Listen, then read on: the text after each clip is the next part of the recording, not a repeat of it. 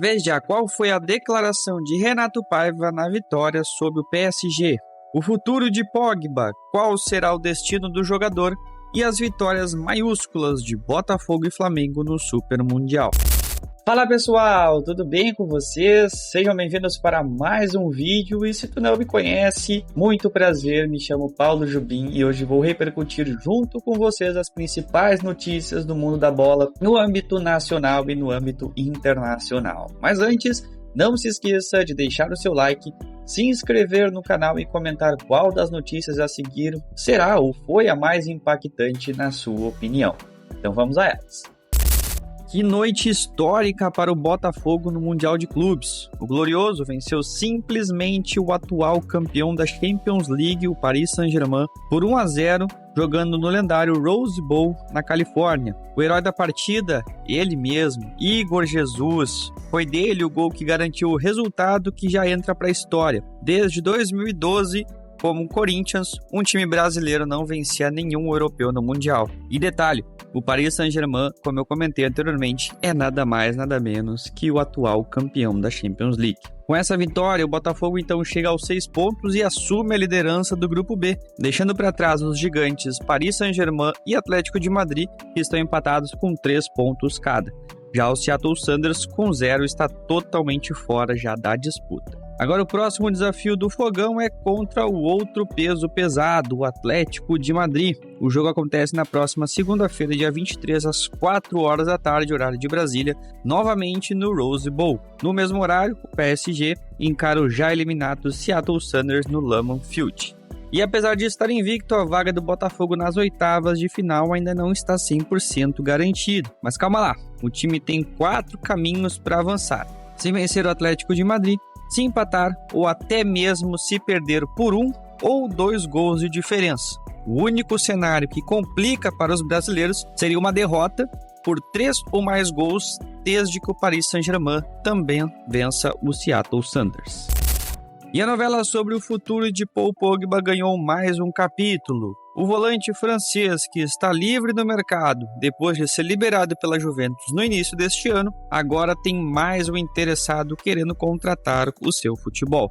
Até então, o Mônaco parecia ser o único favorito para repatriar o jogador, mas agora o Al Ittihad da Arábia Saudita entrou forte na disputa. Segundo o site Fitiaites, desculpa se essa não for a pronúncia correta, o time saudita já entrou em contato com os representantes do Pogba nos últimos dias, e faz todo sentido, pois o Al Ittihad adora um francês em seu elenco, não é mesmo? O time já tem nomes de peso como Kanté e também Benzema, então a chegada de Pogba seria mais uma estrela francesa para reforçar o seu elenco. Mas a decisão não vai ser tão simples quanto parece, porque a gente sabe que o Al Ittihad é só colocar o dinheiro que o Pogba pedir e tá tudo certo. O que acontece é que o Pogba ainda está meio indeciso sobre as mudanças para o futebol árabe. E outro motivo seria a instabilidade do comando técnico do clube. O futuro de Laurent Blanc, o atual treinador, está indefinido lá na Arábia Saudita, e isso pesa na escolha do meio-campista de 32 anos. Enquanto isso, as conversas com o Mônaco seguem rolando. Pogba vê com bons olhos o retorno ao futebol francês, até para tentar se reencontrar e recuperar a boa forma depois de todo aquele problema que ele teve com o doping, que deixou ele de fora dos gramados por tanto tempo.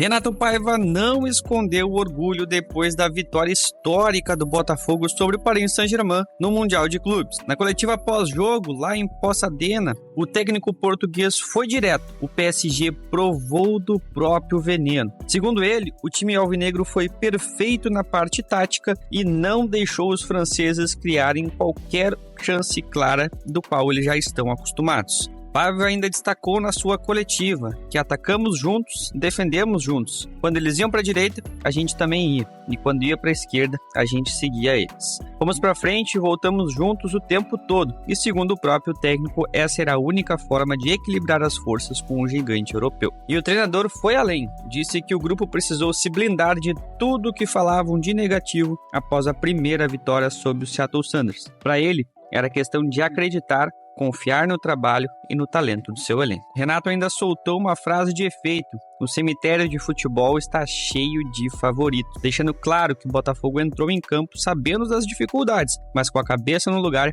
e muita vontade de fazer história, e realmente eles fizeram, porque que resultado. Com 6 pontos, então, o Glorioso assumiu a liderança isolada do grupo B.